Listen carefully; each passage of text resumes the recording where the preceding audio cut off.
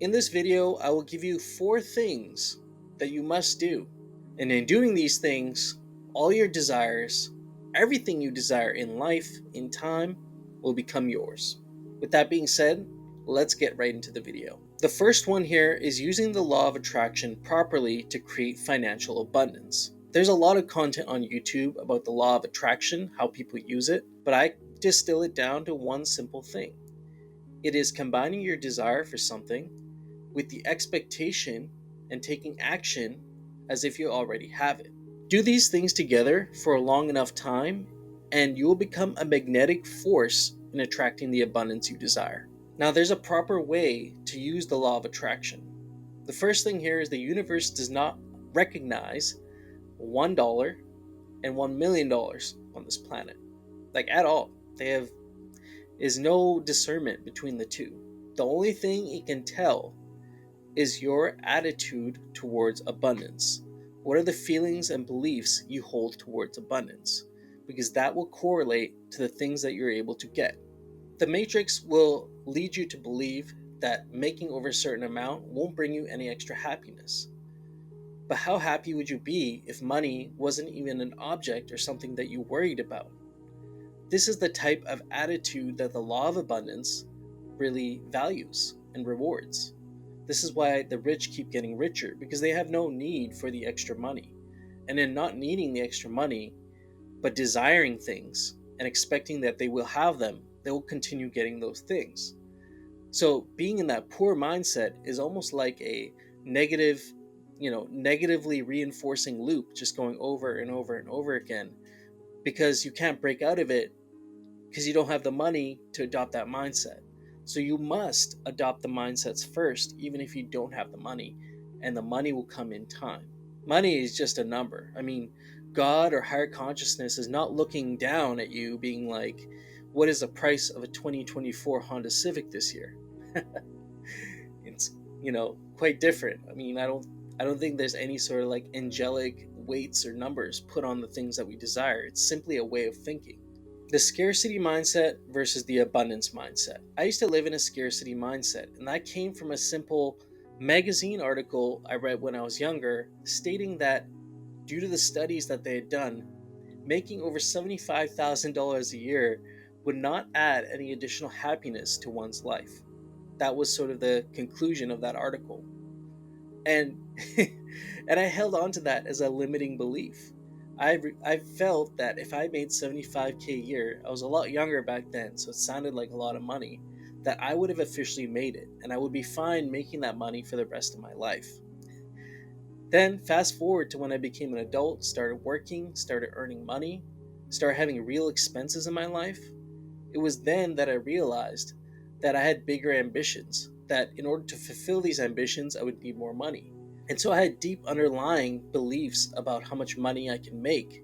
And it wasn't until I actually addressed those beliefs that I was able to move on and build a foundation for something that could make me far greater money, that wasn't capped and had literally endless possibilities of what I was able to achieve. Now, the abundance mindset is that of open possibilities, limitless possibilities. And this is why business owners have a completely different mindset, because the amount of growth, the amount of expansion that they're able to experience is only limited by their mindset. If you believe you can grow your business infinitely, then that's exactly what's going to take place. You're going to be in that abundance mindset. I guess the same could go for if you own a business, because even if you own a business, if you're not able to perceive of new possibilities and you keep limiting yourself to what you're able to do, achieve, perceive, then your results are going to reflect that also. But I guess, working for yourself just gives you the opportunity to see more opportunities. The next one here is kind of knowing where your relationship with money starts. For me, it started at a young age, being around my parents, who had 4 siblings, including myself, and they're always trying to make sure everything was fair. But I remember one summer, I had been promised that if I had worked hard all summer, take the garbage out, take care of the house, do all these chores, that I would receive a brand new bike. And I worked my ass off that summer. Sure enough, by the end of the summer, my dad said, "You've earned this new bike." And we went to Walmart. He actually, I got the exact bike that I wanted. But at the same time, to be fair, he bought my sisters, I believe it was bikes as well. And subconsciously, that was a signal to me. That was a message that I had received that it doesn't matter how hard you work, everyone else is going to get the same thing you get. And this belief manifested as me self sabotaging and limiting myself every time I tried to make progress in my life, every time I went out and tried to do something for myself. These would become sort of invisible glass ceilings that would prevent me from breaking through and making that extra money. So I realized my relationship with money started at a very young age. There was also things that reinforced this belief over time, like the $75,000 article that I read. And just when you have a specific belief you get anchored into, you'll start living your life and picking up on things that reinforce that belief, making it stronger and stronger and stronger till you break that core belief and then break that whole cycle. Now, don't get me wrong, I'm still in the midst of navigating this journey of tapping into abundance. And no doubt, this last year has been incredible for me in the amount of abundance I've been able to generate across all areas of my life. But that's not to say that these old beliefs still keep coming up, that I sometimes still find myself self-sabotaging myself. I think that's something that maybe some YouTubers don't talk about, is that this is an ongoing process. There's going to be glass ceilings at every level of your growth, and you're going to have to, go within yourself and really go into your deepest, innermost cave and find those beliefs that are buried under layers and layers throughout your life to uncover them and deal with them so then you may move on to the next level. You could have grown up in a family that had abundance, and maybe now you have aspirations to make a lot more money than what you were, acclimated to. And you'll have the same beliefs come up. This is when I say the universe can't differentiate between $1 and $1,000,000. You can still have the same limiting beliefs through many different classes of society. So no matter where you are, how much money you have in your bank account now, it's important to examine the underlying beliefs that come up, whether you're not worthy, that's a very common one, that life should be fair, which it's often not, are just two that I can think of that I've had to deal with through my time navigating this process. Number 4, this is something I've acknowledged just very recently, and this is that abundance comes back to you in many forms. I talked about this in another video addressing something called the seed money principle, and I highly recommend you check that out. I lay down the process that I've been adopting lately for recognizing and bringing more abundance into my life. So oftentimes we think when we're tapping into the law of attraction that we're going to start to see a lot of dollars come in.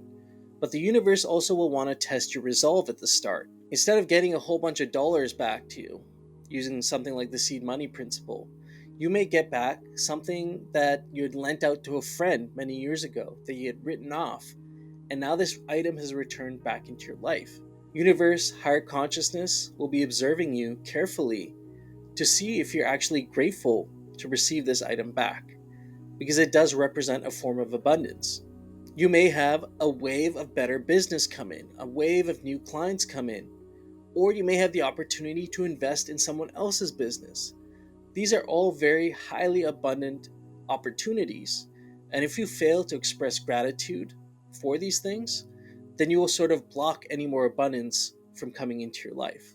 So recognize all forms of abundance and make sure you're practicing gratitude for them daily. Because in being grateful for what you have, tending to the size of garden that you have, higher consciousness, the universe, will only want to give you more, to give you a larger garden, to have more bounty to be produced. But if you're not grateful for the plot of land or metaphysical land that you have, then you will not attract any more abundance into your life. And if you're truly not living in gratitude and all you see is what you don't have around you, even though these things are coming back to you, a friend just returned an item, or someone just invested in your business, and you don't recognize that as a form of abundance, you still actually have abundance. There's no such thing as no abundance. In this case, you have an abundance of lack.